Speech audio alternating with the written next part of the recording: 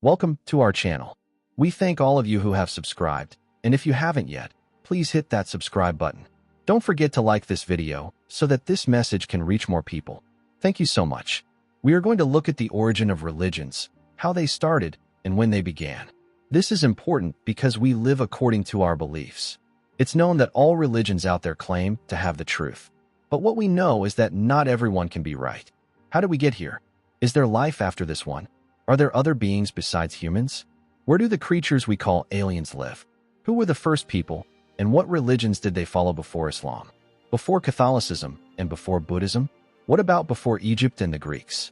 Let's go back to the beginning, to Genesis and Moses, as it is written clearly. But what was it like before Moses? That's why we are going to use ancient writings that agree with what Moses wrote. We know that the first people are spoken of in Mesopotamia before the flood of Noah. After the flood, the ark rested on Mount Ararat, which is believed today to be in modern-day Turkey. From there, people began to migrate until they reached Samaria. Eventually, they settled in Nineveh, the capital of Assyria, where the world's oldest known library was established, preserving more than 3,000 stone tablets that recorded ancient history. One of the most well-known figures is Gilgamesh, the Assyrian king who dedicated himself to collecting all those stones and preserving the past. It is known that those people at that time called themselves people with black heads. They used that name to distinguish themselves from other people who existed in those days. What's surprising is that they claimed all their weapons and discoveries were given to them by many gods. The wisdom to create all those things was said to come from those gods. Gods that many today refer to as aliens or extraterrestrials. So who were these people, and who are these gods they worshipped? Let's begin with these people who called themselves the black-headed ones. It is said they came from a place called Nippur, a place that caused humans to start thinking about God. It was seen as the point where heaven and earth meet. Yes, as strange as that may sound. A place believed to be very close to heaven itself.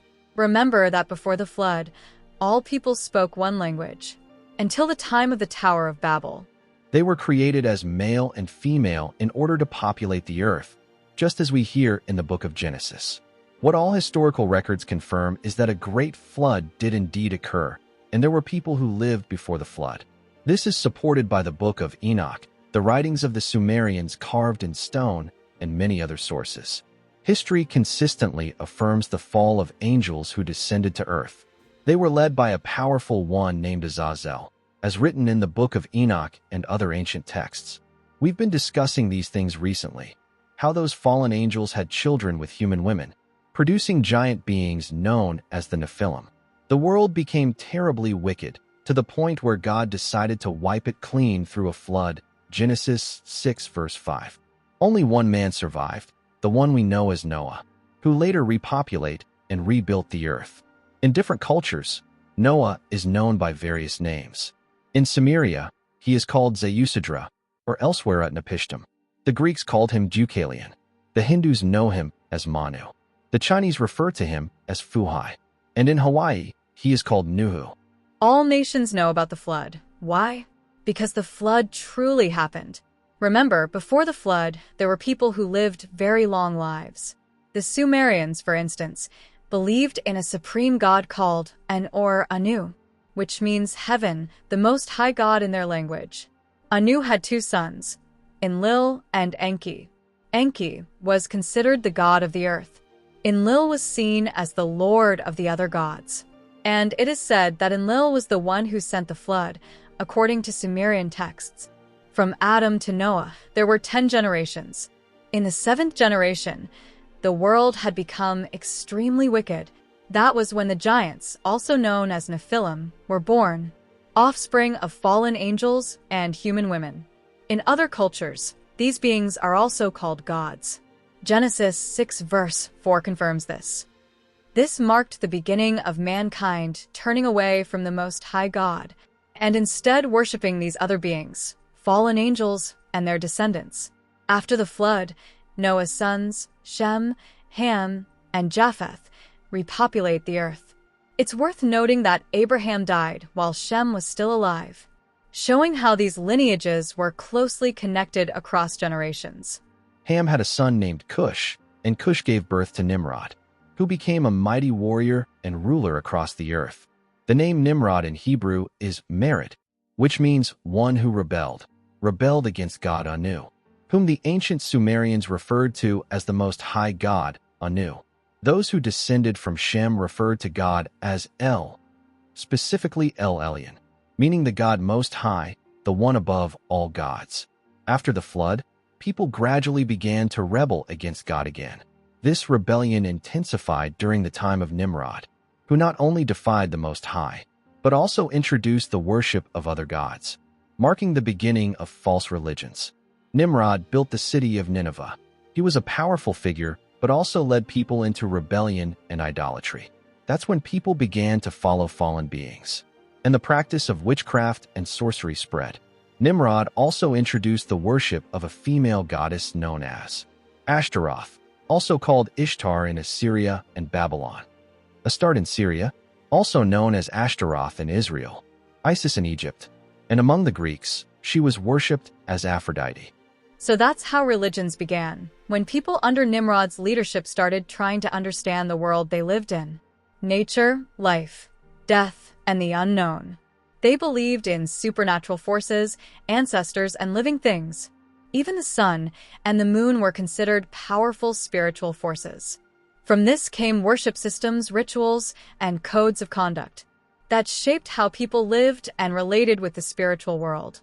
Remember how God describes religion: a set of traditions and laws that were memorized by people from generations to generations. These early beliefs became the foundation for many of the religions we know today. As nations and regions grew and expanded, religions evolved and spread with them. Let's now look at some of these early religions. Hinduism began around 1500 BCE in the Indus Valley, based on karma and reincarnation.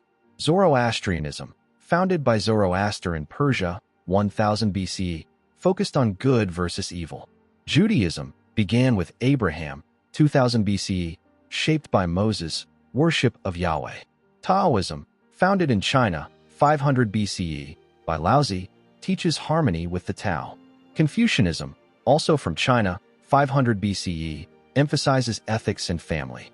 Buddhism, founded by Siddhartha Gautama, 500 BCE, in India, focuses on suffering and nirvana. Jainism, contemporary to Buddhism, teaches nonviolence and self-control. Greek religion, worship of many gods like Zeus, based on myth and epics. Roman religion, adopted Greek gods under Roman names, focused on rituals. Norse religion, Scandinavian worship of gods like Odin and Thor. Celtic religion, nature-centered, led by Druids. Shinto, indigenous Japanese belief in spirits, kami, and purity. Christianity began in 1st century Judea, based on Jesus Christ as God's Son. Islam, founded in the 7th century by Prophet Muhammad, centered on the Quran. Sikhism, emerged in 15th century India by Guru Nanak, blends Hindu and Islamic ideas. Baha'i faith began in 19th century Persia, teaches unity of all religions. African traditional religions, diverse, oral traditions focusing on spirits and ancestors. Native American religions, nature-based spirituality rooted in tribal heritage. New Age movements, 20th century blend of mysticism, self-spirituality, and Eastern influences. Atheism/agnosticism, not religions, but worldviews questioning or rejecting deity belief. Thank you for watching. If you found this video eye-opening, don't forget to subscribe and turn on the notification bell so you don't miss what's coming next. Give this video a like to help spread the truth far and wide, and share it with someone who needs to understand where religion really began. We're just getting started. There's so much more to uncover together. Drop a comment below with your thoughts or questions. We'd love to hear from you. Until next time, stay curious, stay grounded, and may the truth set you free.